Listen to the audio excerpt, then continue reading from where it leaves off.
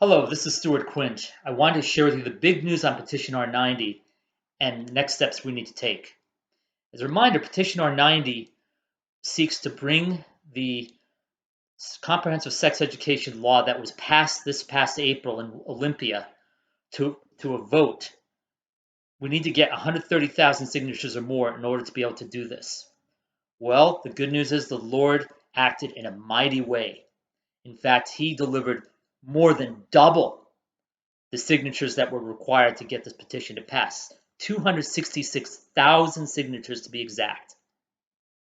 This is an amazing moving of the Lord. And consider this also. It was under very difficult circumstances.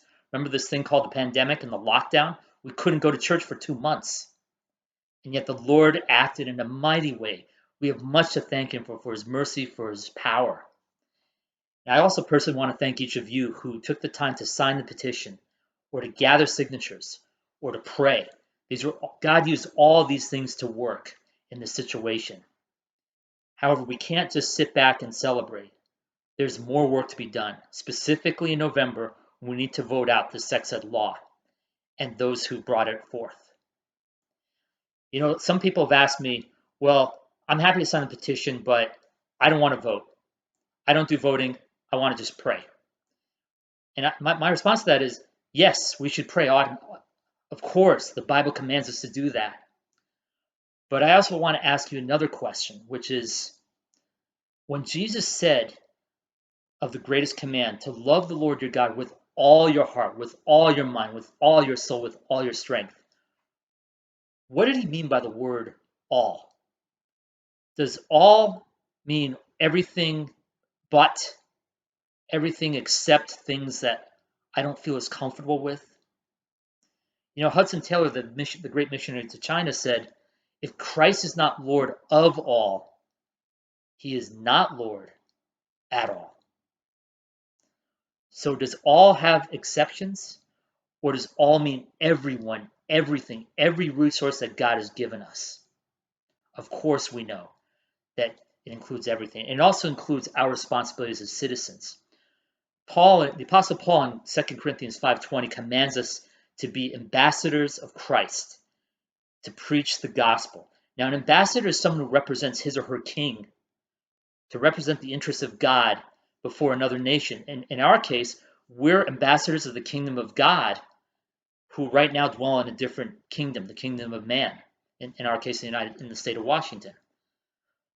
Our job is to represent God's interests, and that includes when the government's doing right things, we should support them, we should help them, we should pray for them. But when they're doing wrong, we also need to call that out. And so one of the things when we vote, this is an opportunity to do that. You know, how do we preach the gospel in voting? Well, so we vote against sex ed. What does it mean? Thou shalt not kill. Protect life. Thou shalt not commit adultery.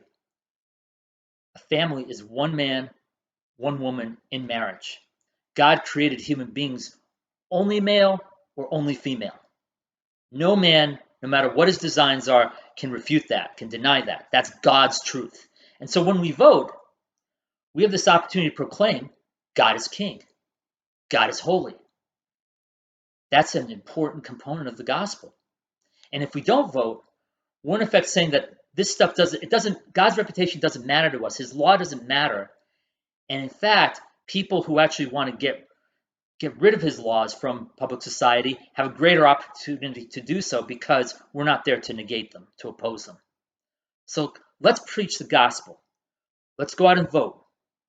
In order to vote, if you're not a registered voter in Washington, good news, you can do that very easily. Go to the site listed below the screen. It'll take you 5 minutes. Get out your driver's license. It's really simple.